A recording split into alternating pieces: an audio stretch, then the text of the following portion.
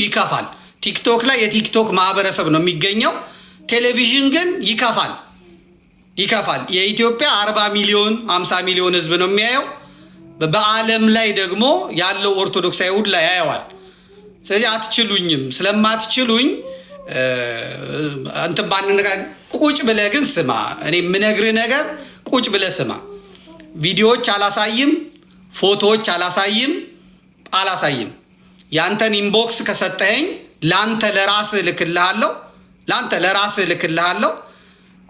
አቡነ ሄኖክ አሁን ከአዲስ አበባ ሀገረ ስብከት ወጥተዋል።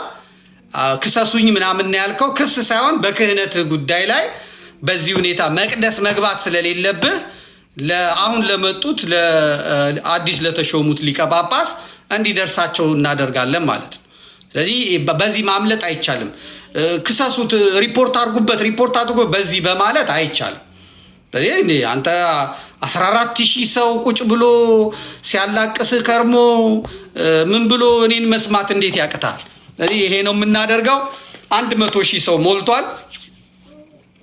100,000 ሰው ሞልቷል። ሁላችሁም ለጸሎት እንዘጋጃለን። አሁን የሚሳደቡት ሰዎች ኦርቶዶክሳውያን ብቻ አይደሉም። ፈለገ የጀመረው መንገድ አለ፣ ግን አያስደነግጥም።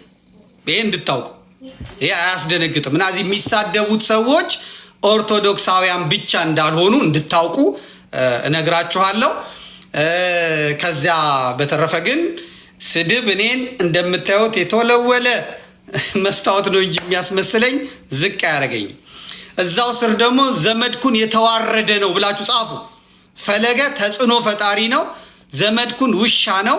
ዘመድኩን የተዋረደ ነው። ዘመድኩን ውርደታም ነው።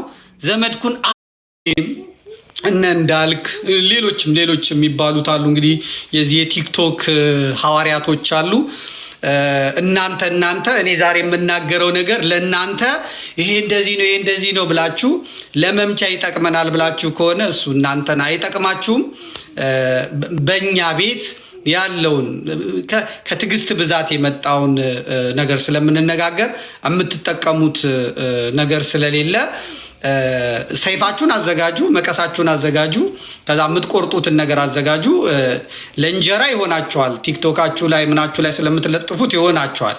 ሌላ ዘዴ ሌላ መንገድ ስለሌለ ልጁም ደግሞ በጣም ስላበዛውና ሙቀቱ ስለበዛ ህፃንም ስለሆነ ትንሽ ልጅ ስለሆነ ስላበዛውና ይሄኛው መንገድ ይሻለናል ስላለ እንጂ የኔ መጀመሪያዋ ግድ የለም ንስሐ ግባ የምትለው ትበቃው ነበር።